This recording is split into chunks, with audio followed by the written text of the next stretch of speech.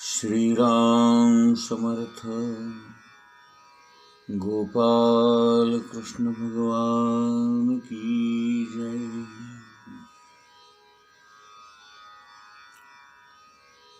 111वी ओवी आपण पाहतो आहोत।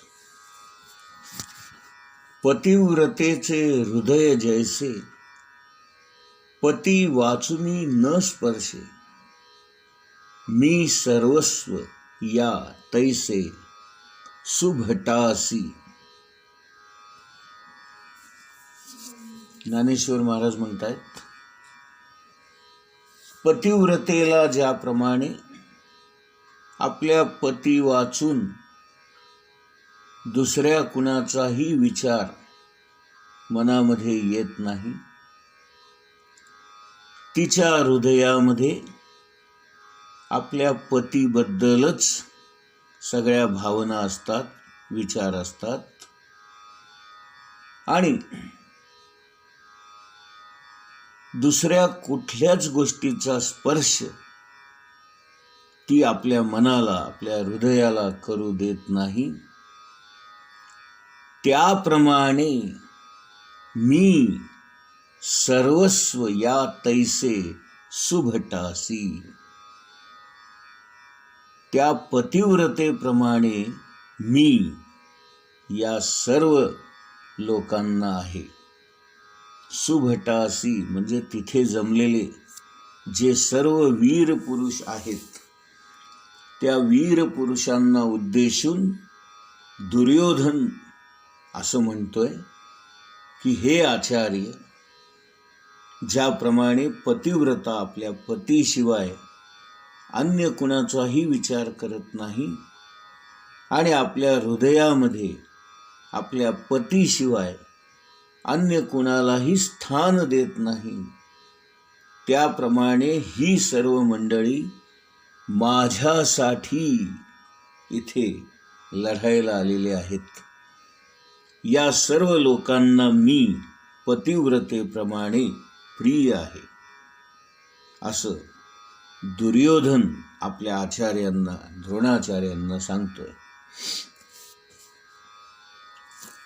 पुढची ओवी, आमुचिया काजाचे निपाडे, देखती आपुले जीवित थोकडे, ऐसे निरवधी चोखडे स्वामी भक्त। इथे दुर्योधन म्हणतोय, आमुचिया काजाचे निपाडे, मी हे जे काही कार्य हाती घेतलंय पांडवांना संपवण्याचं आणि हस्तिनापूर हे राज्य बळकावण्याचं, या कार्यासमोर या सर्व लोकांना आपल्या जीवनाची सुद्धा किंवा आपल्या जगण्याची सुद्धा किंमत नाही। आमुचिया काजाचे निपाडे म्हणजे माझ्या या कार्याच्या निमित्ताने देखती आपुले जीवित थोकडे, आपला जीव सुद्धा, आपलं जीवन सुद्धा, आपलं जगणं सुद्धा यांना त्याच्यापुढे काहीच किमतीचं वाटत नाही। ऐसे निरवधी चोखडे स्वामी भक्त, असा मनामध्ये विचार करून चोखडे, चोख मनाचे हे सर्व स्वामी भक्त आहेत आणि ते माझी भक्ती करतायत। मी राजा आहे आणि म्हणून ते माझे सगळे भक्त आहेत, माझी भक्ती करतायत आणि या माझ्या कार्याला हातभार लावण्यासाठी सारेजण इथे जमलेले आहेत आणि आपल्या जीवावर उदार होऊन ते या प्रसंगी मला मदत करायला इथे आलेले आहेत। झुंजती कुलकणी जाणती, कळे कीर्तीसी जीती, हे बहु असो क्षात्र नीती येथोनिया। झुंजती कुलकणी जाणती म्हणजे काय की हे सर्व जे आता इथे झुंजायला आलेत, लढाई करायला आलेले, त्यांना नीती माहिती आहे, क्षत्रिय धर्म माहिती आहे आणि या क्षत्रिय धर्माची क्षात्र नीती ते जाणतात. यांना युद्धाची कला माहिती आहे. कला कीर्तीसी जीती, हे बहु असो क्षात्र नीती. त्यांना क्षात्र नीती माहिती आहे. कळे कीर्तीसी जीती, त्यांची ही कला, त्यांची ही युद्ध कला त्यांची कीर्ती वाढवणारी आहे आणि जिवंत ठेवणारी आहे.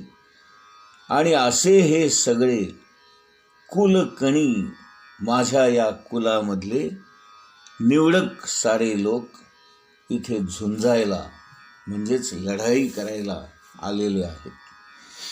या सर्वांना युद्ध कला माहिती आहे, क्षात्र नीती माहिती आहे. आणि सगळ्यात महत्त्वाची गोष्ट म्हणजे क्षत्रिय लोक रणांगणावर कधीही पाठ दाखवत नाहीत. म्हणजेच रणांगण सोडून भिवून पळून जात नाहीत. ही क्षात्र नीती त्यांना माहिती आहे. एखाद्या वेळेला ते मागे हटतील, परंतु पाठ दाखवून पळून जाणार नाहीत. परंतु शत्रूला कैद केल्यावर मात्र त्याला ते मानाने वागवतील. अशी ही सगळी या क्षत्रिय धर्माची महती हे सारेजण जाणतात. हे बहु असो क्षात्र नीती येथून या, म्हणजे इथे या गोष्टी ते सारेजण जाणतात. पुढची ओळ. ऐसे सर्वापरी पुरते वीर दळी आमुते, आता काय गणू याते अपार हे. ऐसे सर्वापरी पुरते, नाही का, म्हणजे सर्वापरी म्हणजे सर्व बाबतीमध्ये आपलं सैन्य हे पुरतं आहे किंवा अपार आहे. वीर दळी आमुते, आमच्या या दळामध्ये, आमच्या या सैन्यामध्ये अनेक वीर, अनेक शूर, अनेक लढवय्ये आहेत. आता काय गणू याते अपार हे, नाही का, यांची गणनाच करता येणार नाही. इतके असंख्य वीर आपल्या या बाजूने लढाई करायला आलेले आहेत. ऐसे सर्वापरी पुरते, सर्वच बाबतीमध्ये पुरते असणारे, सरस असणारे असे अनेक वीर आपल्या बाजूने आहेत. आता काय गणू याते अपार हे, यांची गणना सुद्धा आपल्याला करता येत नाही. यांची मोजदाद सुद्धा आपल्याला करता येत नाही.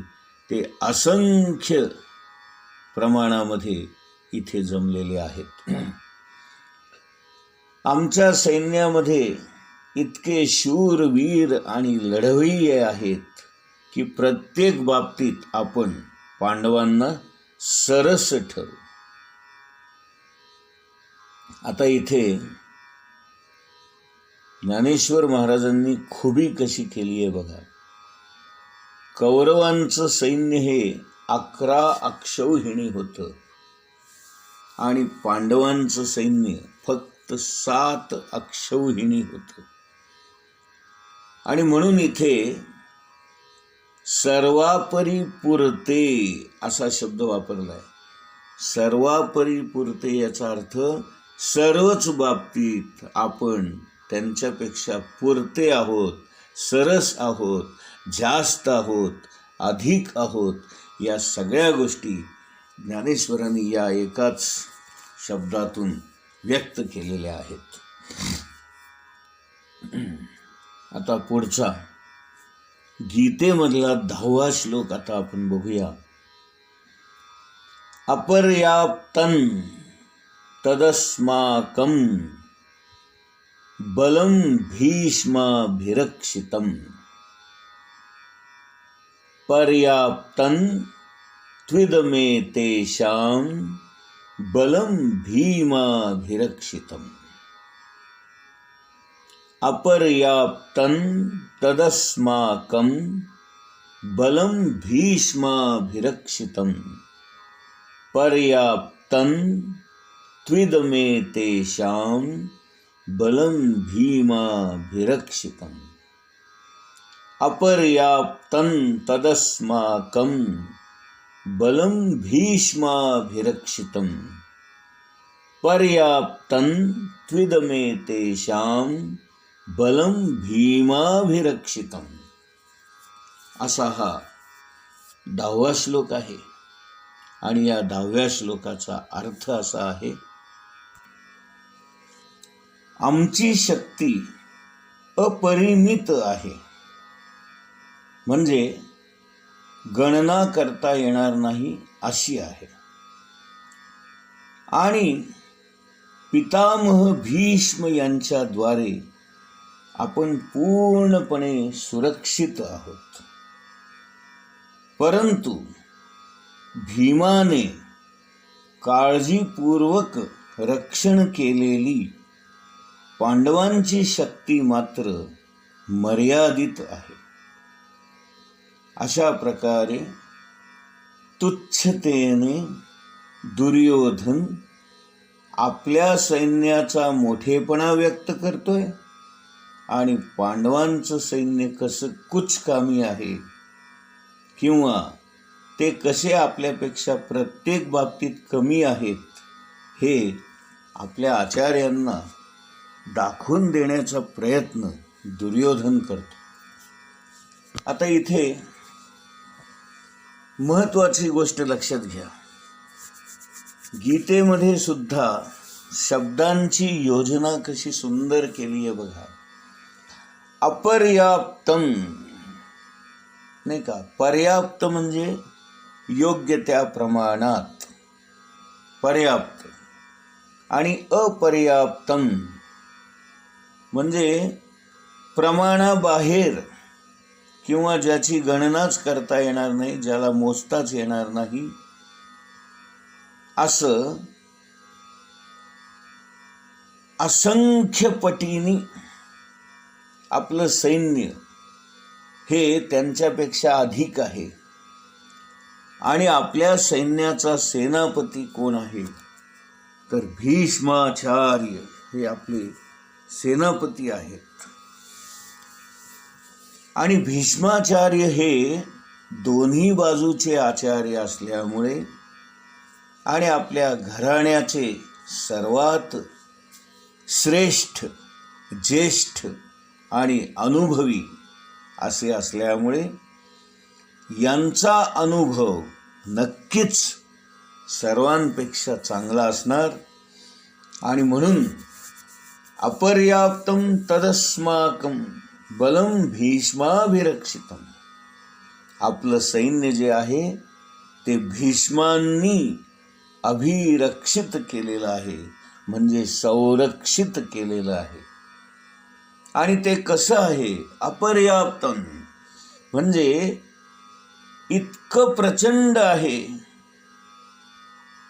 आणि याच्या उलट पांडवांचं सैन्य पर्याप्त आहे, म्हणजे अगदीच थोडंसं आहे. आणि त्यात भरीसभर म्हणजे कोणी त्याची रचना केली आहे, भीमानी.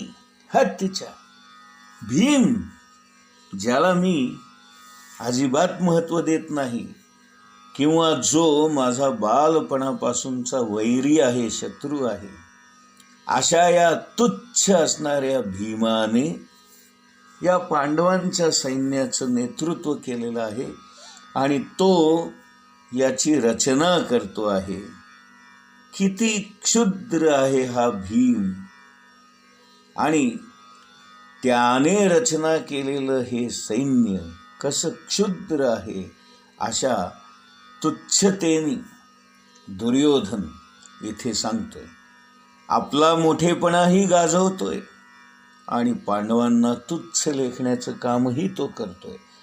अशा प्रकारे एकाच दगडामध्ये 2 पक्षी मारणारा हा सुंदर श्लोक आहे.